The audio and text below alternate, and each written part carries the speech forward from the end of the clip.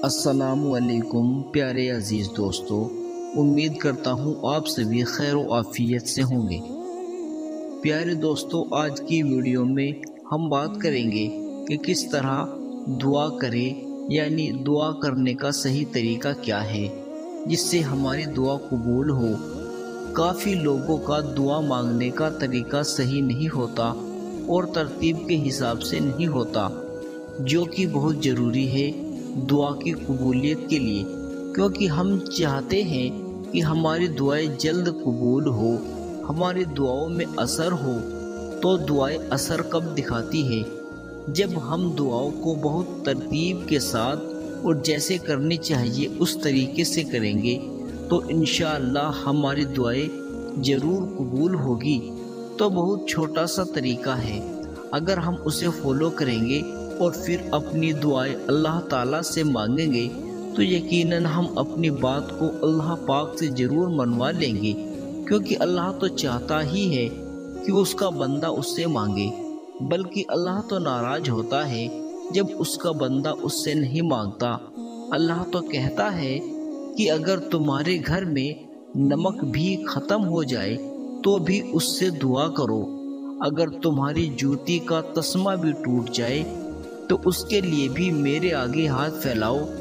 اللہ کو تو شرم آتی ہے اس بات سے کہ اس کا بندہ اس کے سامنے ہاتھ اٹھائے اور اللہ اس کو خالی ہاتھ لوٹا دے، کیونکہ قرآن پاک میں ہے، اور تمہارے رب نے فرمایا کہ مجھ سے دعا کرو میں تمہاری دعائیں قبول کروں گا۔ تو جب اللہ خود کہہ رہا ہے کہ مجھ سے مانگو تو پھر ہم کیوں نہیں مانگتے؟ تو ایک چھوٹا سا طریقہ میں آپ لوگوں کے ساتھ دعا مانگنے کا شیئر کرنے والا ہوں، تو کوشش کیا کریں اس طریقے کو فالو کرنے کی، اور جب بھی آپ دعا کے لیے ہاتھ اٹھائے تو اس طریقے سے دعا کریں تو آپ کی دعا ضرور قبول ہوگی۔ میں آپ لوگوں سے کہوں گا کہ آپ لوگ اپنی دعا میں عمل فہم پیدا کریں۔ عمل فہم کیا ہوتا ہے؟ یعنی مسلسل دعا کرے، یعنی ہر فرض نماز کے بعد اللہ کے سامنے دعا کرے، اللہ تعالیٰ کے آگے ہاتھ پھیلائے، اپنی حاجت طلب کرے۔ تو چلو یہ تو ہو گیا، ہمیں ہر نماز کے بعد اللہ تعالیٰ سے اپنی دعا مانگنی ہے، مگر پھر بھی دن کا ایک حصہ ایسا ضرور رکھے جس میں آپ اللہ تعالیٰ سے تفصیل سے دعا کریں، تفصیل سے بات کریں۔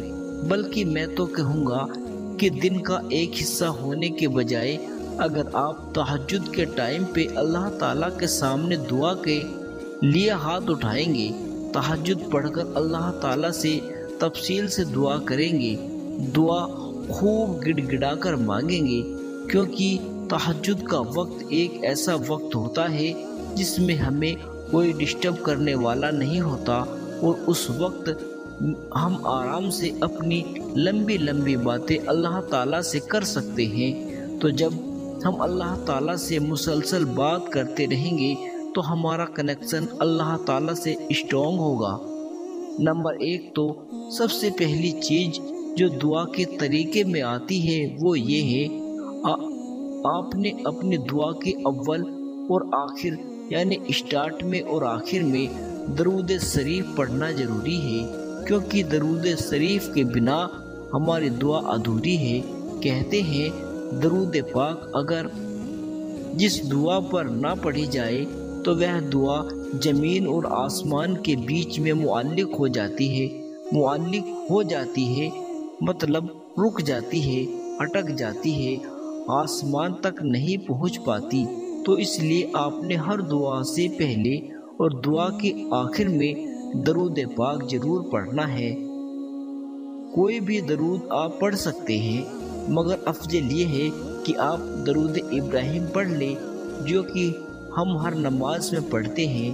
دوسری چیز یہ ہے کہ آپ سورہ فاتحہ پڑھیں، کیونکہ سورہ فاتحہ جو ہم ہر نماز میں پڑھتے ہیں اس میں ہم اللہ تعالیٰ کی حمد و ثنا بیان کرتے ہیں، اللہ تعالیٰ کو اس کے صفاتی ناموں یا رحمان اور رحیم سے بھی پکارتے ہیں، یہ بھی اقرار کرتے ہیں کہ وہ بزرگی والا ہے، یعنی قیامت کے دن کا مالک ہے، اور ہم یہ اقرار کرتے ہیں کہ ہم تیری ہی عبادت کرتے ہیں، تو مدد بھی تجھ ہی سے مانگتے ہیں، یعنی تیرے سوا کسی کے آگے ہاتھ نہیں پھیلاتے۔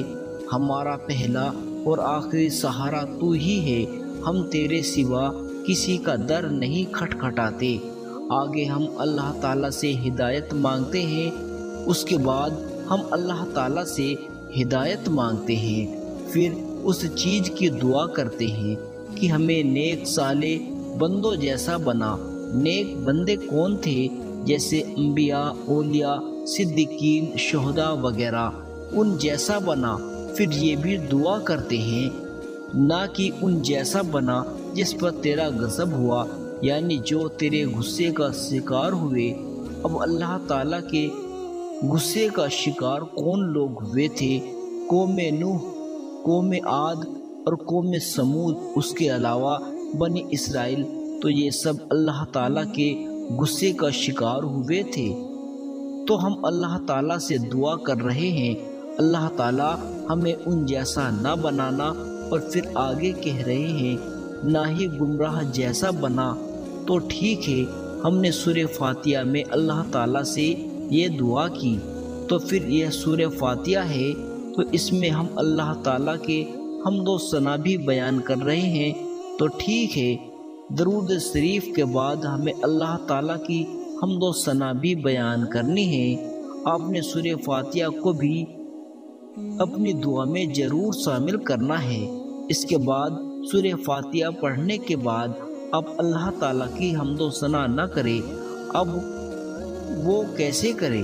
جیسے اللہ تعالیٰ کے جو صفاتی نام ہیں، اسماء الحسنہ، ان سے اللہ تعالیٰ کو پکارے، جیسے یا رحمان، یا رحیم، یا مالک، یا قدوس، یا سلام، یا رزاق، یا فتاح، یا حی، یا قیوم، یا حنان، یا منان وغیرہ وغیرہ۔ یا اپنی زبان میں آپ اللہ تعالیٰ کی جو بھی تعریف کرنا چاہتے ہیں آپ وہ کر سکتے ہیں۔ یا اللہ، تو نے ہمیں پیدا کیا، تو ہمارا خالق ہے، تو رازق ہے، تو ہمارا مالک ہے، جہانوں کا رب ہے، تو پوری کائنات کا رب ہے۔ تو دیکھیے ہم اللہ تعالیٰ کی حمد و ثنا بیان کر رہے ہیں، تو اس طریقے سے اللہ تعالیٰ کی حمد و ثنا بیان کیا کرے۔ اللہ تعالیٰ تو ہی رحمان ہے، تو ہی رحیم ہے، تو ہی رحم کرنے والا ہے، تو ہی ہر چیز پہ قادر ہے، تو ہی ہمیں نوازنے والا ہے، تو ہی ہمیں بخشنے والا ہے۔ ہم تجھ سے نہیں مانگیں گے تو کس سے مانگیں گے؟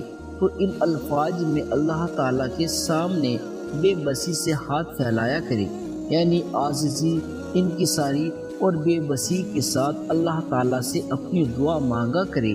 ان الفاظ میں دعا مانگا کرے، اس کے بعد اپنی دعاؤں میں استغفار کیا کرے۔ نمبر 4، یعنی اپنے گناہوں کی معافی مانگا کرے۔ اے اللہ، ہم بہت گناہ گار ہیں، ہم بہت خطا کار ہیں، سیاہ کار ہیں۔ ہم ہر دفعہ گناہ کرتے ہیں اور ہر دفعہ معافی مانگتے ہیں، اور پھر دوبارہ سے اپنی معافی سے پلٹ جاتے ہیں اور پھر گناہ کر بیٹھتے ہیں۔ تو ہم اتنے بے بس اور اتنے کمزور ہیں کہ ہم اپنے گناہوں پر بھی قابو نہیں کر سکتے، ہم اپنی ایک توبہ پر قائم نہیں رہ سکتے۔ ہم ہر دفعہ گناہ کر لیتے ہیں، ایک دفعہ توبہ کر بیٹھتے ہیں تو اگلی دفعہ ہی بھول جاتے ہیں، ہم اپنی توبہ کو توڑ دیتے ہیں۔ ہم اتنے بے بس، اتنے کمزور ہیں، لیکن ہم تیرے ہیں اور تو ہمارا ہے۔ اپنے سوا مجھ کو کسی اور کا محتاج نہ رکھ۔ اور یہ بھی دعا کیا کرے کہ یا اللہ، جو گناہ ہماری دعاؤں کی قبولیت میں رکاوٹ بن رہے ہیں، ہمارے ان گناہوں کو بھی معاف فرما دے۔ اللہ بخش دے میرے تمام گناہوں کو، چھوٹے بھی اور بڑے بھی، اور سب کے سامنے کیے ہوئے گناہ بھی اور سب سے چھپ کر کیے ہوئے گناہ بھی۔ تو اس طریقے سے اللہ تعالیٰ سے اپنے گناہوں کی معافی مانگا کرے۔ ہر دعا میں اللہ تعالیٰ کے سامنے استغفار کیا کرے، اور یہ بھی کہا کرے کہ یا اللہ، یہ دعا ناممکن صرف میرے لیے ہے، مگر تیرے لیے تو کچھ بھی ناممکن نہیں ہے۔ تو تو ہر چیز پر قادر ہے، تو ہر چیز کر سکتا ہے، اس لیے میں تجھ سے مانگتا ہوں۔ اس کے علاوہ اپنی دعا میں آپ یقین پیدا کریں۔ یقین کا مطلب یہ ہے کہ میں جو کچھ مانگ رہا ہوں یا مانگ رہی ہوں مجھے وہ ضرور ملے گا۔ تو آپ اس ایمان کے ساتھ دعا کیا کریں، کیونکہ یقین کے بنا دعاؤں کی قبولیت نہیں ملتی۔ تو یقین رکھا کرے میں اپنے اللہ سے جو مانگ رہا ہوں مجھے وہ ضرور عطا کرے گا، اور اگر وہ نہیں بھی دے گا تو بھی یقین رکھا کرے کہ بے شک مجھے اس سے بہتر ہی دے گا، لیکن میں اپنے رب کی رضا میں راضی ہوں۔ تو اس طریقے سے اپنی رب کی حمد و ثنا کیا کرے اور اس سے اپنے گناہوں کی معافی طلب کیا کرے اور یقین رکھا کرے اس کے علاوہ اللہ کے کتنے نام ہیں، کتنے پیارے پیارے نام ہیں، یا رزاق، یا فتاح، یا معز، یا رحیم، یا کریم۔ تو ان پیارے پیارے ناموں سے اللہ تعالیٰ کو پکارا کرے اور یقین کرے جب ہم ان ناموں سے اللہ تعالیٰ کو پکارتے ہیں تو ہماری دعاؤں میں اثر پیدا ہوتا ہے۔ تو ٹھیک ہے، جب بھی دعا کرنی ہے تو سب سے پہلے درود شریف پڑھنا ہے، اس کے بعد سورہ فاتحہ پڑھنی ہے، اس کے بعد اللہ تعالیٰ کی خوب تعریف کرنی ہے، یعنی کہ اللہ کو اس کے ناموں سے پکارنا ہے۔ آپ چاہے تو اپنے الفاظوں میں بھی اس کی تعریف کر سکتے ہیں۔ اس کے بعد اپنے گناہوں کو یاد کر کے اللہ تعالیٰ کے حضور شرمندہ ہونا ہے، اپنے گناہوں کا اعتراف کرنا ہے۔ پھر جب آپ اللہ تعالیٰ سے اپنے گناہوں کی توبہ کر لیتے ہیں، سچے دل سے توبہ کر لیتے ہیں، تو پھر ان گناہوں کو بھول جایا کرے، کیونکہ اللہ تعالیٰ ہمارے ان گناہوں کو بخش دیتے ہیں۔ اب آپ اللہ تعالیٰ کی رحمت کا اندازہ اس بات سے لگائے، جب ہم کوئی نیکی کرتے ہیں تو اللہ تعالیٰ فرشتوں کو فوراً کہتے ہیں کہ میرے اس بندے کی نیکی لکھ لو، مگر جب ہم گناہ کرتے ہیں تو اللہ تعالیٰ فرشتے کو رکنے کو کہتے ہیں، ابھی رکو، میرا بندہ پہلے مجھ سے معافی مانگے۔ تو وہ ستار العیوب ہے، وہ تو گناہوں کو چھپانے والا ہے، وہ تو ہمارے گناہوں پر پردہ ڈالتا ہے۔ تو ہمیں بھی کوشش کرنی چاہیے کہ ہمیں بھی اللہ تعالیٰ کی رحمت سے مایوس نہ ہو۔ جب بھی دعا کرے تو پورے یقین کے ساتھ، پورے ایمان کے ساتھ دعا کرے۔ نمبر 5، جب آپ استغفار کر لیں تو اس کے بعد آپ اپنی نعمتوں کو یاد کر کے، جن نعمتوں سے اللہ تعالیٰ نے آپ کو نوازا ہے ان کو یاد کر کے آپ شکر ادا کیا کرے۔ الحمدللہ، اللہ تعالیٰ نے ہمیں کتنی کتنی نعمتیں دی ہیں، اگر ہم گننے بیٹھے تو ہماری پوری زندگی ختم ہو جائے۔ سب سے پہلے تو آپ اس چیز کا شکر ادا کریں کہ اللہ تعالیٰ نے ہمیں مسلمان گھرانے میں پیدا کیا، نبی پاک صلی اللہ علیہ وسلم کا امتی بنایا، کہ جن کا امتی بننے کے لیے نبیوں تک نے تمنا کی تھی۔ اس چیز کا ہمیشہ اللہ تعالیٰ کا شکر ادا کیا کرے۔ اس کے علاوہ اللہ تعالیٰ نے ہمیں رہنے کو گھر دیا۔ بہت سارے لوگ ایسے ہیں جو بے گھر ہیں، کھانے کو کھانا دیا۔ بہت سارے لوگ ایسے ہیں جن کو پیٹ بھر کھانا نصیب نہیں ہوتا۔ بہت سارے لوگ ایسے ہیں جن کو کھانا ہی نصیب نہیں ہوتا۔ اس کے علاوہ اتنے اچھے ماں باپ دیے، اولاد دی، ہر نعمت سے نوازا۔ تو ان ساری چیزوں کا شکر ادا کیا کرے۔ تو شکر ادا کرنے سے یہ ہوتا ہے کہ اللہ تعالیٰ ہمیں اور نواز دیتا ہے۔ تو دیکھیے، شکر ادا کرنے سے ہمارے پاس کتنے موقع ہیں۔ اگر ہم شکر ادا ہی کرتے رہیں تو ہماری زندگی گزر جائے، یعنی اللہ تعالیٰ کی اتنی نعمتیں، اتنی رحمت ہے ہمارے پاس، مگر ہم تو ان سب چیزوں کے ریئلائز ہی نہیں کرتے۔ اب یہ دیکھ لے کہ بہت ساری دعائیں جو ہم اللہ تعالیٰ سے مانگ رہے ہوتے ہیں اور ہمیں پتہ بھی نہیں ہوتا کہ ہمارے لیے کیا صحیح ہے کیا نہیں، مگر ہم لگے رہتے ہیں ان چیزوں کو مانگنے میں، اور اگر اللہ تعالیٰ ہمیں وہ نہیں دیتا تو ہم کیا کرتے ہیں؟ ہم شکوے شکایتیں کرنا شروع کر دیتے ہیں کہ اللہ تعالیٰ نے میری دعا کو قبول نہیں کیا، حالانکہ وہ تو اللہ ہی بہتر جانتا ہے کہ وہ چیز ہمارے لیے کتنی بہتر تھی، یا وہ شخص ہمارے لیے کتنا بہتر تھا، یا بہتر تھا بھی یا نہیں۔ تو آگے چل کر نہ اگر وہ دعا قبول ہو جاتی تو ہمیں بہت ساری مشکلات فیس کرنی پڑتی، تو شکر ادا کیا کرے کہ اللہ تعالیٰ نے ان دعاؤں کو قبول کیوں نہیں کیا۔ کیا پتا وہ دعا ہمارے لیے دعا نہیں بد دعا ہو۔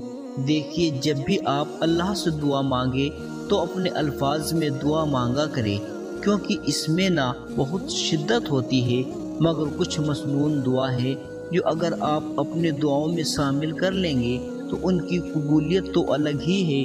تو چلیے اب بات کرتے ہیں کہ آپ اپنی دعاؤں میں کون سی مسنون دعائیں مانگے۔ جیسے اگر آپ کو اپنی دعاؤں کی قبولیت چاہیے تو آپ حضرت یونس علیہ السلام کی یہ دعا جو میری بہت فیوریٹ ہے، بہت خوبصورت ہے، آپ اس دعا کو پڑھا کریں۔ اس میں بہت شدت ہے۔ لا الہ الا انت سبحانک انی کنت من الظالمین، کہ نہیں ہے کوئی معبود تیرے سوا، تو ہی پاک ہے اور میں ہی ظالموں میں سے ہوں۔